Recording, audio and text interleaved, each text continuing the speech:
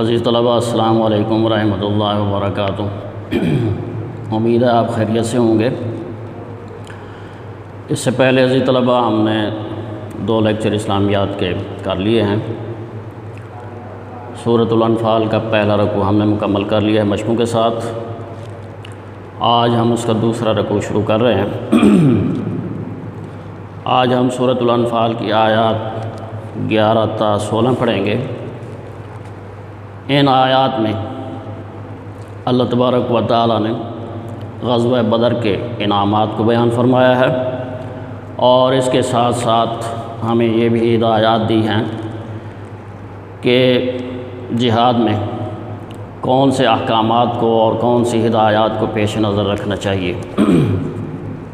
تو عزیز طلباء، سب سے پہلے قرآن پاک کی آیات کی تلاوت کریں گے، اس کے بعد ترجمہ ہوگا اور پھر غزوہ بدر کے حالات بیان ہوں گے۔ آپ کی کتاب کا پیج نمبر 9 ہے، الدرس الاول بے جز ہے، سورۃ الانفال آیات 11 تا 16۔ اعوذ باللہ من الشیطان الرجیم، بسم اللہ الرحمن الرحیم۔ اذ یغشیکم النعاس امنة منہ وینزل علیکم من السماء ماء لیطہرکم بہ وَيُذْهِبَ عَنْكُمْ رِجْزَ الشَّيْطَانِ وَلِيَرْبِطَ عَلَىٰ قُلُوبِكُمْ وَيُثَبِّتَ بِهِ الْأَقْدَامَ إِذْ يُوحِي رَبُّكَ إِلَى الْمَلَائِكَةِ أَنِّي مَعَكُمْ فَثَبِّتُوا الَّذِينَ آمَنُوا سألقي في قلوب الذين كفروا الرعب فاضربوا فوق الأعناق واضربوا منهم كل بنان ذلك بأنهم شاقوا الله ورسوله ومن يشاقق الله ورسوله فإن الله شديد العقاب ذلكم فذوقوه وأن للكافرين عذاب النار يا أيها الذين آمنوا إذا لقيتم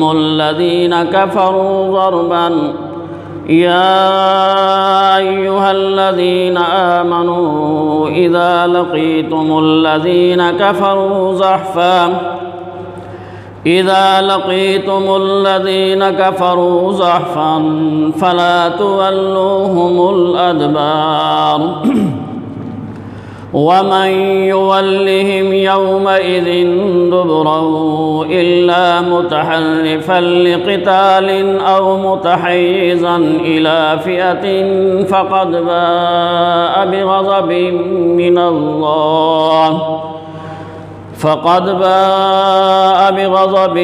من الله ومأواه جهنم وبئس المصير صدق اللہ العظیم۔ عزیز طلباء، ان آیات کے ایک ایک لفظ کا ترجمہ اور بامحاورہ ترجمہ کریں گے۔ ایک ایک لفظ کا ترجمہ پہلے دیکھیے۔ اللہ تعالیٰ کا نام لے کر آغاز کر رہا ہوں جو بڑا مہربان نہایت رحم کرنے والا ہے۔ اس جب یغشی ڈھانپ دیتا ہے، اوڑھ دیتا ہے، کم تمہیں، النعاس اونگھ نیند، امنتاً امن کے لیے، سکون کے لیے، منہ اپنی طرف سے۔ یہاں تک پہلا جملہ کمپلیٹ ہو گیا ہے۔ پہلا انعام اللہ تعالیٰ نے یہاں تک بیان فرمایا ہے۔ اذ یغشیکم النعاس امنۃ منہ، جب اس نے تمہاری تسکین کے لیے اپنی طرف سے تمہیں نیند کی چادر اڑا دی۔ غزوہ بدر کے دوران اللہ تبارک و تعالیٰ نے مسلمانوں پر کچھ دیر کے لیے نیند طاری کر دی تاکہ ان کو سکون اور آرام مل جائے، ان کی تھکاوٹ دور ہو جائے اور خوف دور ہو جائے۔ میدان جنگ میں کیفیت یہ ہوتی ہے کہ نیند انسان کو نہیں آتی کیونکہ خوف اور ڈر ہوتا ہے، لیکن اللہ تبارک و تعالیٰ نے مسلمانوں پر یہ انعام فرمایا کہ ان پر کچھ دیر کے لیے نیند طاری کر دی تاکہ وہ پرسکون ہو جائیں۔ تو یہ پہلا انعام ہے جس کا اللہ تبارک و تعالیٰ نے یہاں پر ذکر فرمایا۔ دوسرا انعام وَيُنَزِّلُ، اور نازل کر رہا تھا، علیکم تم پر، من السماء آسمان سے، ماءً پانی، ماءً تک دوسرا جملہ مکمل ہو گیا ہے۔ وَيُنَزِّلُ عَلَيْكُم مِّنَ السَّمَاءِ مَاءً، اور تم پر آسمان سے پانی برسایا یعنی بارش نازل فرمائی۔ تو یہ دوسرا انعام ہے، اللہ تبارک و تعالیٰ نے بارش نازل فرمائی، مسلمانوں نے پانی کو جمع کر لیا، حوض بنا لیے، اس پانی سے انہوں نے وضو کیا اور دوسرے مقاصد کے لیے اس کو استعمال کیا، کیونکہ کفار نے پانی پر قبضہ کر لیا تھا، مسلمانوں کے پاس کنواں نہیں تھا، پانی نہیں تھا، تو اللہ تبارک و تعالیٰ نے ان کے لیے پانی کا یہ بندوبست کیا کہ آسمان سے بارش نازل فرمائی، جس کے بہت سے فائدے انہیں حاصل ہوئے۔ تیسرا جملہ دیکھیے، لِيُطَهِّرَكُمْ بِهِ، یہاں تک جملہ مکمل ہو گیا، لِيُطَهِّرَكُمْ بِهِ، تاکہ تم کو اس سے نہلا کر پاک کر دے۔ اللہ تعالیٰ نے بارش برسائی تاکہ تمہیں اس پانی سے نہلا کر پاک صاف کر دے۔ اگلا جملہ، وَيُذْهِبَ، اور دور کر دے، ختم کر دے، لے جائے، عَنْكُمْ تم سے، رِجْزَ ناپاکی، گندگی، الشیطان شیطان، شیطان کی گندگی، شیطان کی ناپاکی، شیطانی نجاست۔ وَيُذْهِبَ عَنْكُمْ رِجْزَ الشَّيْطَانِ، جملہ مکمل ہو گیا یہاں تک، اور شیطانی نجاست کو تم سے دور کرے۔ تو اللہ تبارک و تعالی نے اس لیے بارش برسائی تاکہ شیطانی وسوسے اور خیالات جو تمہارے دلوں میں تھے، اللہ تبارک و تعالی اس کے ذریعے سے ان کو دور کر دے، ختم کر دے۔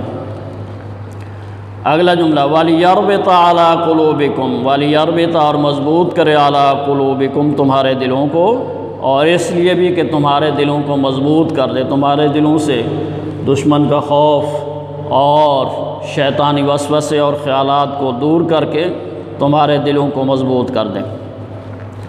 آخری جملہ ہے اس آیت کا، وَيُثَبِّتَ، اور مضبوط کرے، جمائے رکھے، بِهِ، اس سے، الاقدام قدم، اور اس سے تمہارے پاؤں جمائے رکھے۔ تو اللہ تبارک و تعالیٰ نے یہاں پر بارش کے بہت سے فائدے بیان فرمائے ہیں کہ اللہ تعالیٰ نے اس لیے بارش برسائی تاکہ تمہیں نہلا کر پاک صاف کر دیں، اور دوسرا یہ کہ شیطانی وسوسے اور خیالات تمہارے دل سے دور کر دے، ان کو دھو ڈالے، اور تیسرا یہ کہ تمہارے دلوں میں جو خوف ہے اس کو ختم کر دے، اور چوتھا یہ کہ تمہارے پاؤں جمائے رکھے۔ مسلمان جہاں پر تھے وہاں پر ریت تھی، اس پر چلنا ان کے لیے مشکل تھا، اللہ تعالیٰ نے جب بارش برسائی تو ریت جو ہے وہ جم گئی، پھر اس کے لیے پھر اس ریت پر ان کے لیے چلنا جو ہے وہ آسان ہو گیا۔ جبکہ کفار جس طرف تھے اس طرف جو ہے وہ کیچڑ سا بن گیا، اب ان کے لیے جو ہے وہ چلنا مشکل ہو گیا۔ دوسری آیت مبارکہ، اذ، جب، یوحی، ارشاد فرماتا تھا، ربو کا، آپ کا رب، الی الملائکۃ، فرشتوں کو، ملائکہ فرشتوں کو کہتے ہیں، کیا ارشاد فرماتا تھا، انی، بے شک میں، معکم، تمہارے ساتھ ہوں۔ اللہ تعالیٰ فرشتوں کو یہ ارشاد فرماتے تھے کہ میں تمہارے ساتھ ہوں۔ پہلی آیت مبارکہ کا پہلا جملہ یہاں تک کمپلیٹ ہوا، اذ یوحی ربک الی الملائکۃ انی معکم، جب تمہارا پروردگار فرشتوں کو ارشاد فرماتا تھا کہ میں تمہارے ساتھ ہوں۔ دوسرا جملہ، فثبتوا، تم تسلی دو، تم مضبوط رکھو، الذین، ان لوگوں کو، آمنوا، جو ایمان لائے ہیں، فثبتوا الذین آمنوا، تم مومنوں کو ثابت قدم رکھو، تم مومنوں کو تسلی دو کہ وہ ثابت قدم رہیں۔ دوسرا جملہ یہاں تک ہے، فثبتوا الذین آمنوا، تم مومنوں کو تسلی دو کہ وہ ثابت قدم رہیں۔ اللہ تعالیٰ نے فرشتے بھیجے 1000 کی تعداد میں مسلمانوں کو تسلی دینے کے لیے کہ تم اکیلے نہیں ہو، اللہ تعالیٰ کی فوج بھی تمہارے ساتھ ہے۔ تو 1000 فرشتے مسلمانوں کے پاس آئے اور انہیں مسلمانوں کو تسلی دی۔ تو اس کا یہاں پر اللہ نے ذکر فرمایا ہے کہ اللہ تعالیٰ فرشتوں کو ارشاد فرماتا تھا میں تمہارے ساتھ ہوں، تم جاؤ مومنوں کو تسلی دو کہ وہ ثابت قدم رہیں۔ تیسرا جملہ سألقی فی قلوب الذین کفروا الرعب، سألقی عن قریب میں ڈالنے والا ہوں، ابھی میں ڈالنے والا ہوں، فی قلوب الذین کفروا، فی میں قلوب قلب کی جمع ہے اور دل کو کہتے ہیں، الذین ان لوگوں کے کفروا جو کافر ہیں، کافروں کے دلوں میں ابھی ڈالنے والا ہوں الرعب ہیبت خوف۔ اللہ نے فرمایا کہ میں کافروں کے دلوں میں ابھی رعب و ہیبت ڈالنے والا ہوں، مسلمانوں کا خوف، ان کا رعب اور دبدبہ ان کے دلوں میں ڈالنے والا ہوں۔ تو یہ بھی اللہ تعالیٰ کا انعام تھا مسلمانوں پر کہ اللہ تعالیٰ نے مسلمانوں کا رعب کفار کے دلوں میں ڈال دیا۔ سألقی فی قلوب الذین کفروا الرعب، میں ابھی کافروں کے دلوں میں رعب و ہیبت ڈالے دیتا ہوں۔ اگلا جملہ فضربوا مارو، فوق اوپر، الاعناق گردنیں، عنق اس کی واحد ہوتی ہے اور الاعناق جمع ہے، گردنوں کو کہتے ہیں۔ فضربوا فوق الاعناق، تم ان کے سر مار کر اڑا دو۔ فضربوا فوق الاعناق اس کا کیا ترجمہ ہے کہ ان کے سر مار کر اڑا دو، ان کی گردنوں پر مارو، کہ یہ وہ گردنیں ہیں جو تکبر سے اکڑی رہتی تھیں، یہ تکبر کرتے تھے۔ ابو جہل جو ان کا بڑا سردار تھا وہ بڑا متکبر تھا۔ حضرت عبداللہ بن مسعود رضی اللہ تعالیٰ عنہ بیان کرتے ہیں کہ اس دوران جب میں میدان جنگ میں تھا تو میں نے دیکھا کہ میری دائیں طرف بھی بچہ ہے اور بائیں طرف بھی بچہ ہے، تو میں یہ سوچ رہا تھا کہ میری مدد کون کرے گا۔ اتنے میں جو دائیں طرف بچہ تھا وہ میرے پاس آیا اور میرے کان میں آ کر کہنے لگا کہ چچا جان بتائیے ابو جہل کون سا ہے۔ میں نے کہا بھتیجے تم اس کا کیا کرو گے؟ تو اس بچے نے کہا کہ میں نے سنا ہے کہ وہ نبی اکرم صلی اللہ علیہ وسلم کو گالیاں دیتا ہے، آپ کو برا بھلا کہتا ہے، تو میں جو ہے اس سے بدلہ لینا چاہتا ہوں۔ میں نے اشارہ کیا کہ وہ جو گھوڑے پر سوار ہے وہ ابو جہل ہے۔ پھر اسی طرح دوسری طرف جو بچہ تھا وہ بھی میرے پاس آیا، میرے کان میں اس نے بھی یہی بات کہی، اس کو بھی میں نے بتایا کہ وہ جو گھوڑے پر سوار ہے، وہ جس نے ترا باندھ رکھا ہے وہ ابو جہل ہے۔ کہتے ہیں کہ یہ میرا کہنا تھا کہ وہ دونوں بچے باز کی طرح اس پر جھپٹے، اس کو گھوڑے سے نیچے گرایا، وہ ابھی زندہ تھا۔ اتنے میں میں پہنچا تو میں اس کی گردن جب اتارنے لگا، وہ ابھی زندہ تھا، ہوش و حواس میں تھا۔ وہ کہنے لگا کہ اے بکریوں کے چرانے والے، میری گردن ذرا نیچے سے کاٹنا تاکہ لوگوں کو پتہ چلے کہ یہ سردار کی گردن ہے۔ تو آپ اندازہ کریں کہ اس کا تکبر اور غرور جو ہے وہ ابھی بھی برقرار ہے، حالانکہ اسے پتہ ہے کہ ابھی میں نے مر جانا ہے، میری موت یقینی ہے، لیکن اس کے باوجود اس نے تکبر اور اکڑ نہیں چھوڑی۔ تو اللہ نے فرمایا کہ یہ جو گردنیں ان کی تکبر سے اکڑی ہوئی ہیں، انہی گردنوں پر مارو۔ فضربوا فوق الاعناق، ان کے سر مار کر اڑا دو۔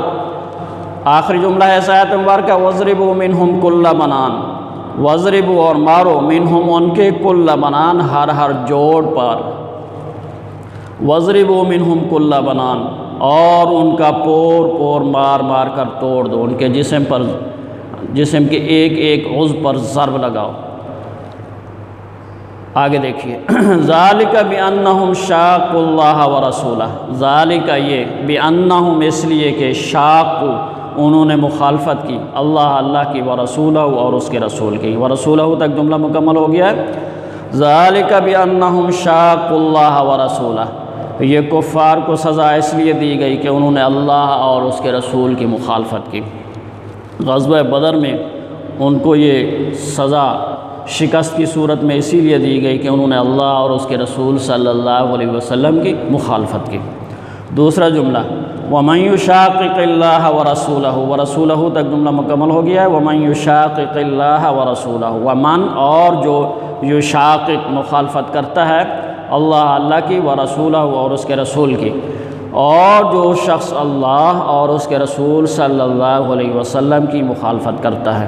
آخری جملہ فَإِنَّ بے شک اللہ شدید سخت العقاب سزا دینے والا، تو اللہ تعالیٰ بہت سخت سزا دینے والے ہیں۔ جو اللہ اور اس کے رسول صلی اللہ علیہ وسلم کی مخالفت کرتے ہیں تو اللہ تعالیٰ انہیں دنیا و آخرت میں سخت سزا دیتے ہیں۔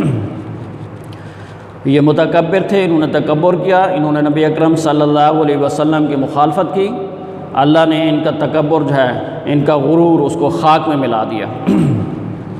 آگے دیکھیے، ذالکم یہ فذوقوہ پس اسے چکھو، ذالکم فذوقوہ یہاں تک جملہ مکمل ہو گیا ہے، یہ مزہ تو یہاں پر چکھو، یعنی یہ سزا، یہ جو غزوہ بدر میں تمہیں ملی ہے دنیا میں اس کو چکھو۔ ذوقو کا لفظ ذائقے سے، اور ذائقہ کا مطلب ہوتا ہے چکھنا کسی چیز کو۔ ذالکم فذوقوہ اس سزا کا مزہ تو یہاں پر چکھو، یہ یہاں پر ہے دنیا میں تمہارے لیے۔ وَأَنَّ اور بے شک لِلْكَافِرِينَ کافروں کے لیے عذاب ہے النار آگ کا، اور بے شک کافروں کے لیے آگ کا عذاب بھی تیار ہے۔ یہ سزا تو یہاں دنیا میں تمہیں ملی ہے، آخرت میں اس کے علاوہ اور سزا ملنے والی ہے۔ وَأَنَّ لِلْكَافِرِينَ عَذَابَ النَّارِ یہاں تک جملہ کمپلیٹ ہو گیا۔ وَأَنَّ لِلْكَافِرِينَ عَذَابَ النَّارِ اور یہ جانے رہو کہ کافروں کے لیے آخرت میں دوزخ کا عذاب بھی تیار ہے۔ اگلی آیت مبارکہ دیکھیے، یا ایھا الذین وہ لوگ آمنو جو ایمان لائے ہو، یا ایھا الذین آمنو اے اہل ایمان، اے ایمان والو، اذا جب لقیتم تمہارا سامنا ہو، تمہارا مقابلہ ہو، الذین ان لوگوں سے کفروا جو کافر ہیں، زحفاً جنگ کی صورت میں، لشکر کشی کی صورت میں، لڑائی کی صورت میں۔ زحفاً کا مطلب ہے جنگ کی صورت میں، لڑائی کی صورت میں، لشکر کشی کی صورت میں۔ کن لوگوں سے؟ کفروا جو کافر ہیں۔ یہاں سے اللہ تبارک و تعالیٰ اہل ایمان کو جنگ کے دوران کی ہدایات دے رہے ہیں کہ جنگ کے دوران جو ہے وہ کیا کرنا ہے۔ یا ایھا الذین آمنوا اذا لقیتم الذین کفروا زحفاً یہاں تک جملہ مکمل ہو گیا۔ اے اہل ایمان جب میدان جنگ میں کفار سے تمہارا مقابلہ ہو، فلا تولوہم تو مت پھیرو ان سے الادبار پیٹھیں، الادبار جمع ہے دبر کی، اور دبر پیٹھ کو کہتے ہیں۔ فلا تولوہم الادبار تو ان سے پیٹھ نہ پھیرنا، پہلی ہدایت کہ میدان جنگ میں کبھی پیٹھ نہیں پھیرنی، بھاگنا نہیں ہے وہاں سے۔ بھاگو گے تو پھر ایک شخص جب بھاگے گا تو اس کو دیکھ کر دوسری فوج کے لوگ بھی بھاگیں گے تو پھر شکست ہوگی۔ اس لیے میدان جہاد سے، میدان جنگ سے بھاگنا جو ہے وہ کبیرہ گناہ ہے، اللہ نے اس سے منع فرمایا ہے۔ یا ایھا الذین آمنوا اذا لقیتم الذین کفروا زحفا فلا تولوہم الادبار اے اہل ایمان جب میدان جنگ میں کفار سے تمہارا مقابلہ ہو تو ان سے پیٹھ نہ پھیرنا۔ اگلی آیت مبارکہ، وَمَنْ اور جو یولہم ان سے پھیرے گا، یومئذ اس دن دبرہ اپنی پیٹھ، جو اس دن ان سے اپنی پیٹھ پھیرے گا، الا سوائے متحرفا لقتال جنگی چال چلنے کے لیے، سوائے اس نے کہ اس نے کوئی جنگی چال چلنی ہو۔ متحرف چال چلنا، لقتال قتال جنگ کو کہتے ہیں۔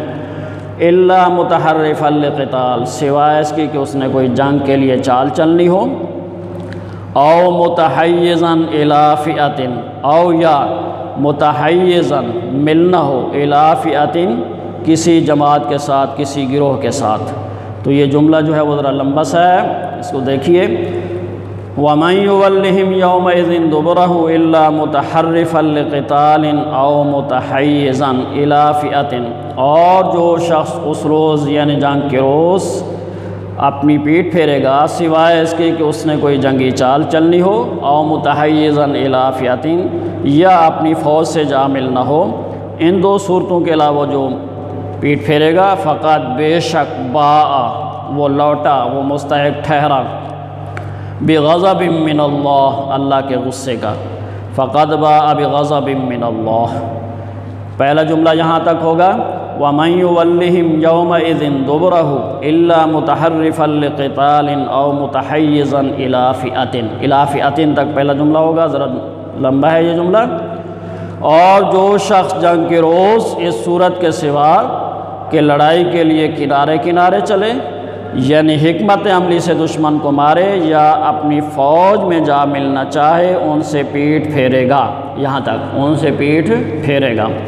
اگلا جملہ ہوگا فقد باء بغضب من اللہ، فقد بے شک باء وہ لوٹا، وہ گرفتار ہو گیا، وہ مستحق ٹھہرا، بغضب من اللہ اللہ کے غصے کا، وہ اللہ کے غصے کا مستحق ٹھہرا۔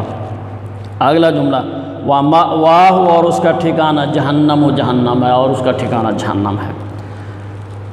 آخری جملہ اس آیت مبارکہ وَبِئْسَ اور بدترین ہے، برا ہے، المصیر لوٹ کر جانے کی جگہ، اور وہ بہت بری جگہ ہے۔ وَبِئْسَ المصیر اور وہ جہنم بہت بری جگہ ہے۔ اس آیت مبارکہ میں اللہ تبارک و تعالیٰ نے جنگ کے دوران جو مسلمانوں کو کچھ ہدایات پیش نظر رکھنی چاہیے ان کا بیان فرمایا ہے کہ میدان جنگ سے بھاگنا جو ہے وہ کبیرہ گناہ ہے۔ ہاں، میدان جنگ میں پیچھے ہٹا جا سکتا ہے ان دو صورتوں میں کہ کوئی جنگی چال چلنی ہو، پینترا بدلنا ہو، یا کہیں جو ہے وہ اکیلے رہ گئے اور وہاں سے ہٹ کر اپنی فوج کے ساتھ ملنا چاہتے ہیں۔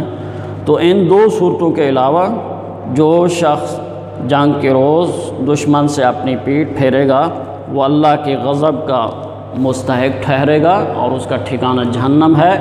یہ بہت بڑا گناہ ہے، کبیرہ گناہ ہے، اور اللہ نے فرمایا کہ وہ بئس المصیر اور جہنم جو ہے وہ بہت بری جگہ ہے۔ تو عزیز طلبہ، ان آیات مبارکہ میں اللہ تبارک و تعالیٰ نے غزوہ بدر کے انعامات بیان فرمائے ہیں، اور اس کے ساتھ ساتھ اللہ تعالیٰ نے یہ بتایا کہ میدان جنگ سے جو ہے وہ بھاگنا یہ کبیرہ گناہ ہے۔ ہاں، میدان جنگ سے جو ہے وہ دو صورتوں میں پیچھے ہٹا جا سکتا ہے، جنگی چال چلنی ہو تو اس کے لیے پیچھے ہٹ سکتے ہیں، یا کہیں اکیلے رہ گئے ہیں تو اپنی فوج کے ساتھ ملنے کے لیے پیچھے ہٹ سکتے ہیں دوبارہ حملہ آور ہونے کے لیے۔ ان دو صورتوں کے علاوہ جو میدان جنگ سے اپنی پیٹھ پھیرے گا وہ اللہ کے غضب کا مستحق ٹھہرے گا، اور اس کا ٹھکانہ جو ہے وہ جہنم ہے۔ اس کی وجہ یہ ہے کہ ایک شخص کے پیٹھ پھیرنے سے پوری فوج جو ہے وہ اس میں بھگدڑ مچ جاتی ہے، اور فتح جو ہے وہ شکست میں بدل جاتی ہے۔ اس لیے اللہ تبارک و تعالیٰ نے اس سے منع فرمایا ہے۔ تو عزیز طلبہ، ان آیات مبارکہ کا ترجمہ آپ لوگوں نے یاد کرنا ہے، اور اسی طرح جملے بنا کر آپ یاد کریں گے تو آپ کے لیے آسانی رہے گی۔ دعا ہے کہ اللہ تبارک و تعالی ہمیں قرآن مجید کی آیات پر عمل کرنے کی توفیق عطا فرمائے۔ اگر کوئی بات پوچھنی ہو تو واٹس ایپ پہ آپ پوچھ سکتے ہیں۔ اللہ تعالی ہم سب کا حامی و ناصر۔